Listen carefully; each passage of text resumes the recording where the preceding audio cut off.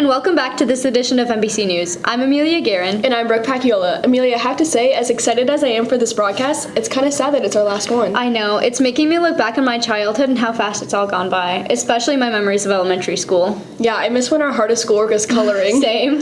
Did you know that an art class here at MHS is using their digital design skills to connect with some third graders and bring their drawings to life? Michaela Petit has a story. If you happen to scare easily, I suggest you avoid walking into Dan McKay's digital image and design class. Over the past few weeks, students from Mason Elementary have teamed up with McKay's students on a pretty frightening project. A group of third grade artists drew their monsters and passed on their drawings to the designers in the high school DID class to bring their monsters to life. The project has been exciting for the high schoolers because it's helped them relive parts of their own childhood fantasies while also using their artistic tools they've learned to master. We basically get to redesign or reimagine some drawings of designs of monsters from third graders, and we essentially make them into posters or book covers, etc. So they will actually go out onto the district art show later this month.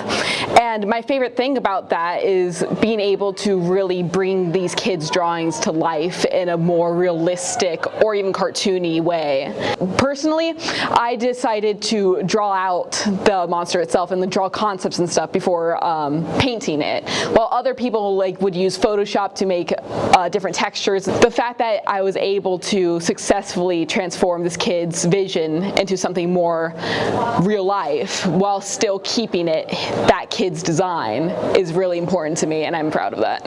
Ever since I was little, I loved drawing and designing stuff, and if somebody my age was able to recreate the stuff I did as a kid, I would have lost my mind. So it's really amazing to be able to give back to younger kids and hopefully inspire them to continue. For third grade art teacher Carrie Cronenberger, this collaboration is extremely rewarding for the young artists in her classroom. This project is important to me because it's important to my kids. They love the idea of their artwork combining with the high school and the big kids, taking their ideas and making it something even more special. It's exciting to me in a couple ways. Of course, I just love the excitement on my kids' faces when they get chosen and when they get to the district art show and they see their artwork hanging up next to the high schoolers. And it's also exciting for me too because a lot of the high schoolers that are there working on the project were kids that I taught. I see these kids who were great artists in third grade and now they are great artists at the high school, and I love the fact that they keep taking art and they're excited about art. My monster is kind of under the sea, and it swims with a bunch of fishy friends. I think I use blue for the sea. I also made some seaweed and coral down on the ocean floor. I also made a shark, and it's gray and white. The culmination of this creative project will be on April 29th and 30th at the District Art Show, where these artists get to display their creations to the public. The elementary artists and their high school counterparts will get the opportunity to showcase their work and celebrate the product of their collaborative imagination. I'm Michaela Petit, NBC News. It's really cool how these high school students get to reflect back on their younger selves and turn these third graders' imagination into a reality. I feel like this time of year is really a time of reflection for a lot of people as the school year comes to a close. While most people reflect back on the school year, Dr. Jonathan Sauer reflects back on his college days and how some of his college influences have snuck into his classroom life today. On the first day of class, when students walk into Dr. Jonathan Sauer's math classroom, they immediately see a bunch of llamas staring them down. They're everywhere. They're on the walls, hanging from ceilings, sitting on desks, and even peeking out from behind shelves. They soon realize Dr. Sauer is a big fan of llamas, and the story behind his fondness for them goes all the way back to his college days at Ohio State. The fact that when people walk into the room and they see all the llamas and there's a look of confusion on their face is perfect, because that's exactly what the llama means. The llama means I'm confused. I need to come back to this information. Part of getting certified to teach music, I had to take 2 full years of music theory courses. On the front page of the newspaper at Ohio State that day, there was this face-on shot of a llama. So we walk into the class and the guy hands us a sheet of music and says, "Here, analyze this." After, like I said, 10, 15 minutes, Missy and I just kind of looked at one another and went, and so we drew a llama on the page as our answer. From that point forward, every time that I was confused in my notes, in any of the classes, and my friend did this as well, we just drew a llama. Like the llama was the signal for, okay, we're confused, that we need to come back to this. It didn't take long for Sauer's students to get into the act. They fed his obsession by adding to the classroom llama collection and drawing them on the papers they have to hand in during class. I have not purchased most of the llamas that are in the, in fact, I don't think I've purchased any of the llamas that are in this classroom. They've all been gifts, every last one of them.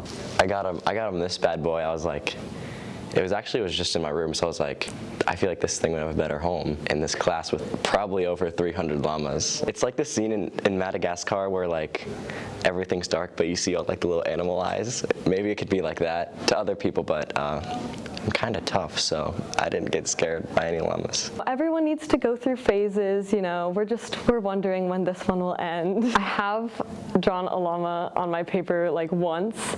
We work mostly on computers in this class, so I've like inserted an image of a llama once, and I don't do it in other classes either. It's just a Dr. Sauer thing because I feel like other teachers would be a bit confused by that. There's also a little crochet llama that our table group has kind of claimed as our own.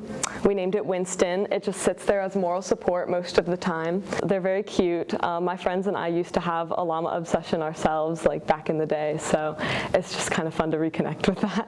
I may be going out on a limb here, but if I had to take a guess, I'd say you've probably never had a teacher with such an expansive llama collection. Dr. Sauer is known by his students as someone who takes a unique approach on teaching math, and llamas are a part of that culture he's created. As you know, some fads come and go, and sometimes we grow out of phases. But for some reason, I don't think Dr. Sauer is going to be growing out of this phase anytime soon. I'm Ava Hurtalendi, NBC News. Even with the changing weather, I feel like I've seen a lot of people out around Mason recently. That's probably because Nerf Wars is going on. Yeah, I forgot about that since I got out first round. That's okay, I went down in the second round. Well, no matter when you get eliminated, Nerf Wars has always been super fun for everyone involved. Mia Sacker sat down with the Nerf Wars commissioners and a team to talk about what has become a yearly spring tradition. It's that time of year again. The annual Nerf Wars has begun and the stalking has set in. Teams of driven players are ready to take on the challenge and come out on top. With multiple weeks of hunting and weekly shootouts, teams must eliminate more opponents to make it past each round. Seniors Riley Curl and Carly Kufer are prepared to put up a fight and make it past the first round. This year would be the first year that we've made it past the first round. Also like to add, this is the first year we've actually got somebody out. We have a lot of effort. I think my favorite thing about Nerf Wars is that it sounds kind of weird that we can like stalk them, hide in their yards, or like run throughout people's neighborhoods and like see the other people's reactions, like the neighbors who don't know what's going on. That's my favorite part too, is just like hiding in people's backyards and then like looking through the blinds and the windows. I think my favorite memory from Nerf Wars is like hiding next to this girl's car, and she comes out of the coffee house and it's her car. I was like, oh my gosh. She's like, I'm so sorry, this is so awkward. She's like, no, and I explained it to her. She let me get in her car, and she drove me around the parking lot like 3 times with the window down. She's like revving around the parking lot, letting me shoot. I think the most random thing I've done is I dressed up as a guy and like went into the store to try to find somebody. It didn't work, but it was really funny though. Riley and Carly enjoy both the fun and hectic moments that come along with playing in Nerf Wars. On the other hand, 2 of the commissioners, Jacob Hudson and Jack Walden, are enjoying taking a step back and being a part of the game without playing in it. I think right now, like school, this is kind of when everyone wants to kind of give up. And so I think everyone just like all participating in this allows people to just be like relaxed and have fun. We're like all little kids again. Just the first week, I think I've gotten probably 6 people each day that have texted me about questions. I had one conversation that lasted like 2 hours with like FaceTime calls between the 2 teams. After practice, probably like 4 or 5, but then it like goes on, like each situation is probably like 10 or 15 minutes. Nothing says Nerf Wars without a who shot who title, although it's going to take a lot more than that to make it to the top. Players are strategically working to take their team to the big victory. It's Nerf or nothing. I'm Mia Sacker, NBC News. I remember when I was little and my brother and I would go into the backyard and shoot Nerf darts at each other, and then we'd come into the kitchen and trade silly bands. I miss those days. Me too. I wish we could bring those days back. But I'm not really sure I want to see neon clothes and tucked in shirts again. Oh yeah. Before this year is over and we all move on to the next chapter of our lives, Gabby Affitaro hit the halls to see which trends from your childhood you want to bring back. Let's check it out.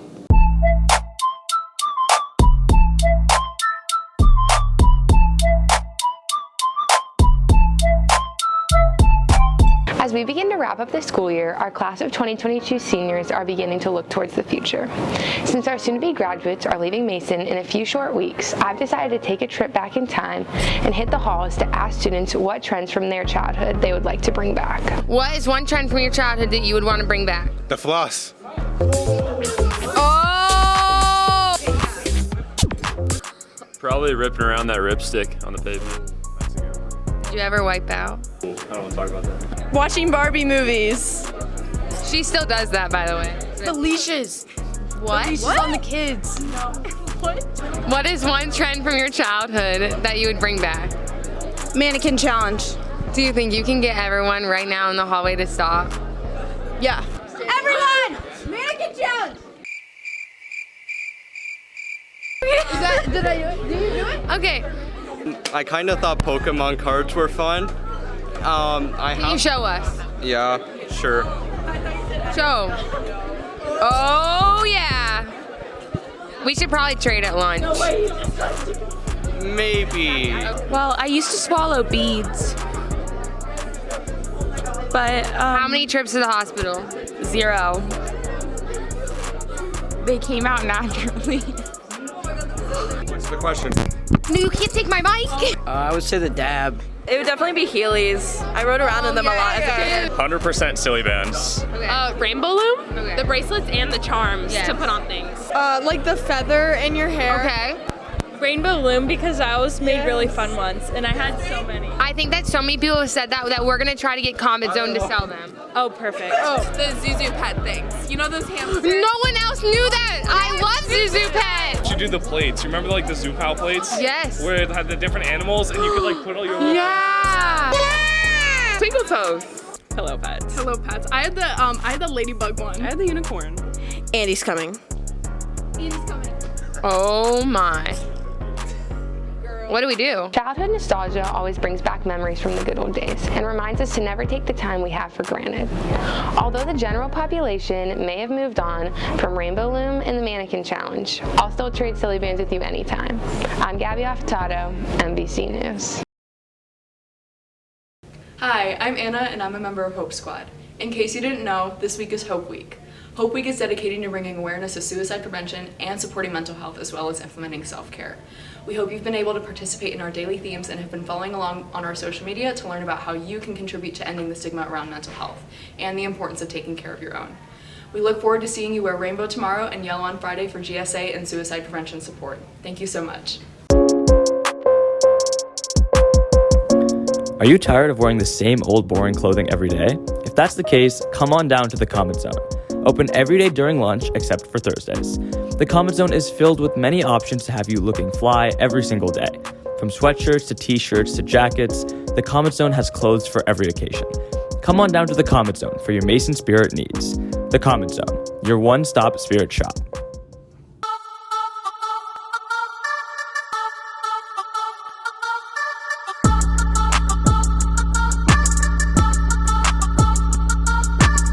What's up, Comet Country? I'm Ben Haller. And as the school year starts to come to a close, a lot of sports seasons are ending as well. And after years and years of hard work and dedication from a lot of graduating athletes, they're going to have to learn to navigate through giving up one of the biggest pieces of their identity. Jenna Skidmore sat down with multiple senior athletes to talk about what their sports have meant to them. There's only 25 days until the seniors roam the halls of MHS for the last time before walking across the stage at graduation and moving on to the next adventure.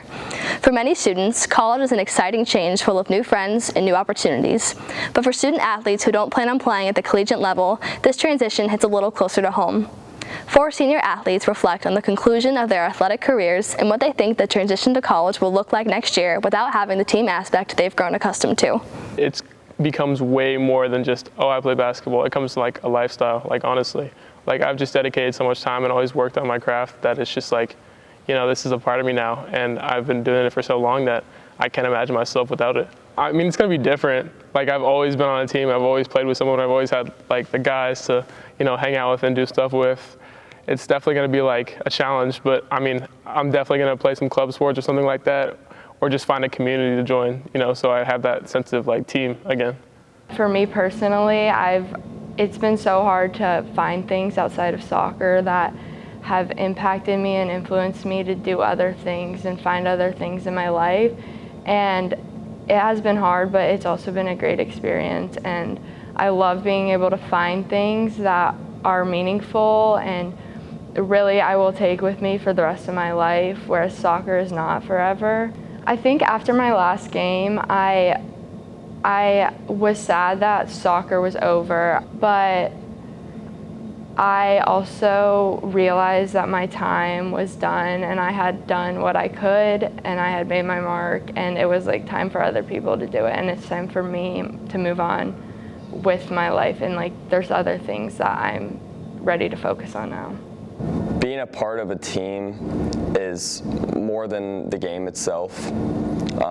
It's about being with your friends on the field and off the field, and it's the moments that you have between them that are just the best. You know, it's a bittersweet end for my athletic career. You know, part of me is sad that it's over. You know, it's something that I've always done my whole life, and it's going to be a different change.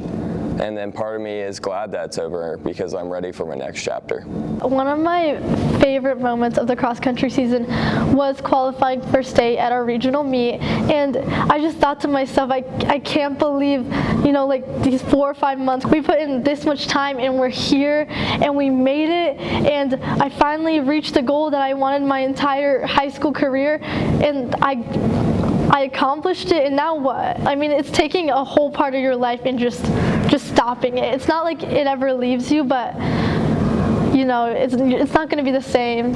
I think I will find a new path. I'm hoping I find other areas of success. It's going to be different. I don't even know. I really haven't thought about just never stepping on the track again, but I'm just going to keep myself busy and hopefully find other areas to, you know, be passionate about. This fall will provide an opportunity for students to find their identities outside of their sport and grow to better know themselves. While the end of their athletic careers may be bittersweet, these 4 senior athletes are grateful for the time they spent wearing the green and white as they begin to look forward to the next chapter of their lives. I'm Jenna Skidmore, NBC Sports. While this is the last season for our seniors, we don't want to end this broadcast on a sad note, so it's time for everyone's favorite game swap. Now this month's edition, these two sports are very similar, both focusing on throwing and catching, but in different ways. Let's see how this month's athletes do swap in sports.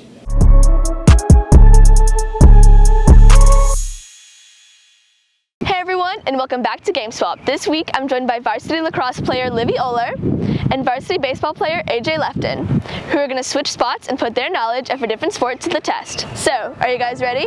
Yep. I'm ready. All right, let's get to it. So lacrosse and baseball are a little similar. They have like some of the same aspects, right? So since we're starting with lacrosse, why don't we do like some defense? God.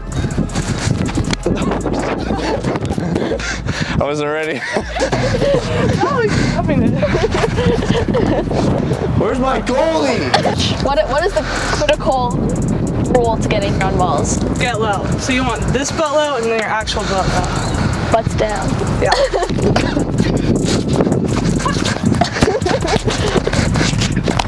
That was some pretty good. You just gotta remember to get your butts down. Critical information. Now, why don't we try Livy on the baseball? I don't think she's gonna do too well. I think I'll do better than you. So the similar thing to defense and lacrosse is outfielding. The best thing is to keep the ball in front of you. Okay. Don't let it get past you, and stay down. It's kind of like lacrosse. Keep your butt down. Good trick shot. No! Yeah! Oh! Now we're gonna go back to the lacrosse field and try some throwing and catching. It's an egg. You don't want it to crack. See? Oh! Now, Livy, do you think you're ready to do throwing and catching without a stick? I don't know. We'll see. I mean, I think I can do better than him. You think you can do better? He set the bar pretty low. So, what is the proper way to throw and catch in baseball? You want to go short and just follow through your throws. You're not doing too bad. At least I can catch. Oh! Would that have been a strike? No. I'm gonna scoot in. I know you're not throwing it 5 feet from me.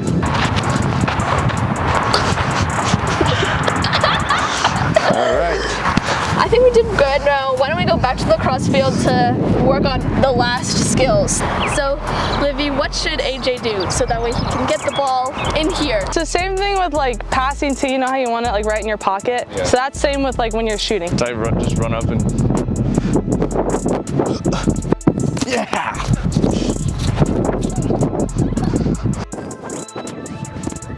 No! Hey, guy!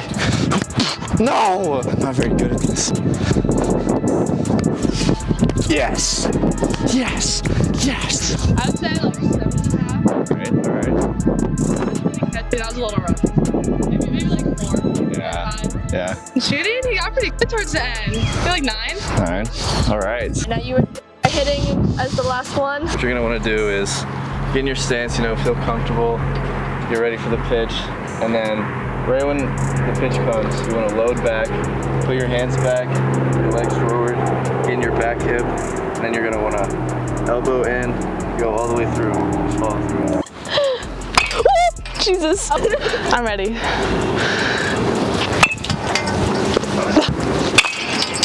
Just like that. All right, fielding, she didn't really miss that many. She didn't really have any range, though, so I'd give that a 6 out of 10. Okay. Not bad. Throwing, it's like a 2 out of 10, I'm sorry. Okay, deserved. Understandable. Hitting's not bad. I'll give it like an 8 out of 10. All right, I'll take that. That's really good. Thank you for both coming out here and being such great sports. You guys did such a good job. Well, that wraps up this year's final edition of Game Swap. Thank you to our viewers for your support in bringing this segment back.